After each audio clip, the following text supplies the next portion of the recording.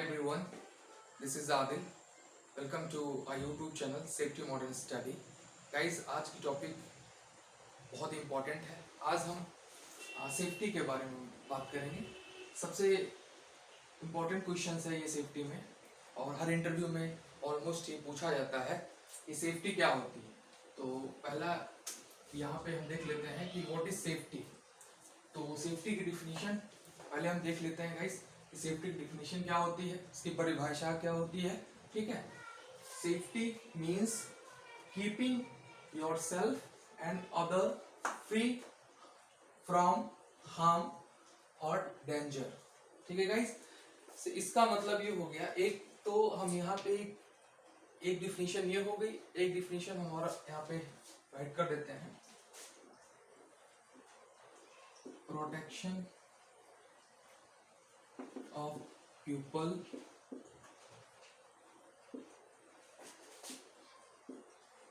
from physical injury or property damage at the workplace।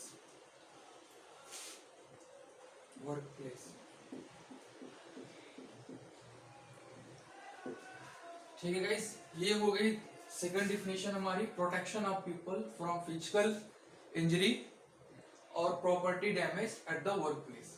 ठीक है, अब दोनों का मतलब हम यहाँ जान लेते हैं हिंदी में।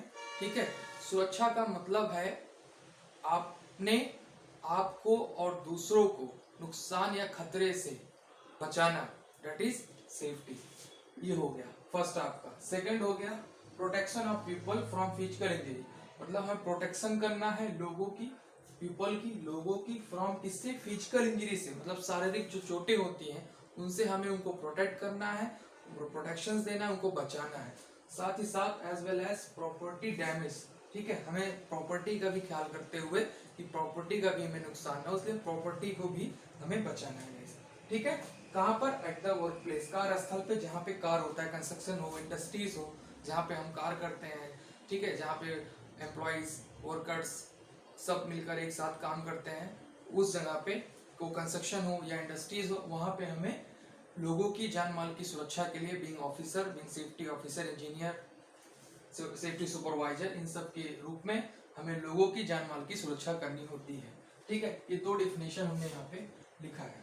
ठीक है गाइस, और ये सेफ्टी का फुल फॉर्म है, ये फुल फॉर्म ऑफ सेफ्टी है गाइस कि किस तरीके से सेफ्टी बना हुआ है उसके बारे में देख लीजिए। तो सेफ्टी का ये पहला जो हो गया, एस का हो गया सर्च द हैजर्ड। गाइस, हमें हैजर्ड को सर्च करना है, मतलब जहाँ जो एक्टिविटीज हो रही है उसको हम सर्च करेंगे कि ये हैजर्ड इस एक्टिविटी में पाई जा रही है। उसके बाद जो है एनालाइज द रिस्क, रिस्क को हम एनालाइज करेंगे। ठीक है, उसका एक तरीके से मूल्यांकन करेंगे कि कितनी लो है। रिस्क भी कैटेगरीज होती है, एल, एम, एच, लो, मीडियम, हाई। ठीक है, इस कैटेगरी के अकॉर्डिंग जो है हम रिस्क को एनालाइज करेंगे कि लो है, मीडियम है, हाई, उसके अकॉर्डिंग उसको हम जानेंगे। वो हो गया ए। आपका एफ हो गया फाइंड द कॉज। हम फाइंड द कॉज करेंगे, हम उसके कारण को जानेंगे, उसको प्राप्त करेंगे, खोजेंगे किस तरीके से, किस कारण ये एक्सीडेंट या जो भी हुआ उसको हम जानने की कोशिश करेंगे। F, find the cause. उसके बाद में कॉज जानने के बाद में हम ई को इलिमिनेट द कॉज, उसको हम इलिमिनेट करेंगे, रिमूव करेंगे, हटाएंगे। वो साइट एक्टिविटीज, चाहे कंस्ट्रक्शन हो, इंडस्ट्रीज हो, जहां पे भी हो, वहां से हम उसको इलिमिनेट करने की कोशिश करेंगे। ये सेफ्टी के फुल फॉर्म में आता है। उसके बाद जो आपने किया सारी activities, tell to other, T से हुआ टेल टू अदर, और उसको हम एक दूसरे को भी बताएंगे कि ये प्रक्रिया, ये प्रोसेस किया गया, और दूसरों को भी उसके बारे में अवेयर करेंगे, आगाह करेंगे, उनको इन्फॉर्म करेंगे। वाई से हो गया guys, you are safe, then आप सेफ महसूस करेंगे। देन आप जो एक्टिविटीज, जो जिस एक्टिविटीज में हजार्ड्स हैं, रिस्क बहुत हाई था, उसको आप जो है एलिमिनेट कर देंगे। तो ये सारा प्रोसेस करने के बाद में सेफ्टी बनता है, जिसका फुल फॉर्म सेफ्टी बनता है। इस प्रोसेस से होकर गुजरने से ये पूरा वर्ड सेफ्टी का बना, जिसमें जो है आप एट लास्ट वहीं से सेफ फील करेंगे, सेफ महसूस करेंगे। आपकी कंस्ट्रक्शन साइट हो, इंडस्ट्रीज हो, जहां वर्क प्लेस हो, वर्क साइट हो, वहां पे आपको सेफ महसूस करेंगे, सेफ एक्टिविटीज होंगी वहां पे दोबारा। ठीक है, ये हो गया आपका। और इसमें हम आपकी पहले डिफिनेशन आप देख लीजिए। सेकंड डिफिनेशन, तो हमें लोगों की जान माल की सुरक्षा करनी होती है, इसलिए being officer, being safety supervisor, हमें लोगों को प्रोटेक्ट करना होता है। एग्जाम्पल के तौर पे, जैसे एग्जाम्पल में एक बता देता हूँ आपको कि कोई पर्सन है, बाइक राइड करता है, बाइक राइडिंग कर रहा है, बाइक चला रहा है, ज्यादा स्पीड में चलेगा, 50 to 60 के अबव जाएगा, 80 जाएगा, 90 जाएगा, तो वो एक अनसेफ कंडीशन है। उस कंडीशन में एक्सीडेंट होने के चांसेस होते हैं। ठीक है, और वही उसकी जो स्पीड लिमिट है वो कम की जाए, ठीक है, तो स्पीड लिमिट कम हो जाएगी, तो वो सेफ कंडीशन में हो जाएगा। तो हाई स्पीड में गाड़ी चलाना वो अनसेफ कंडीशन है, वो सेफ नहीं है, सेफ्टी में नहीं हो सकता है।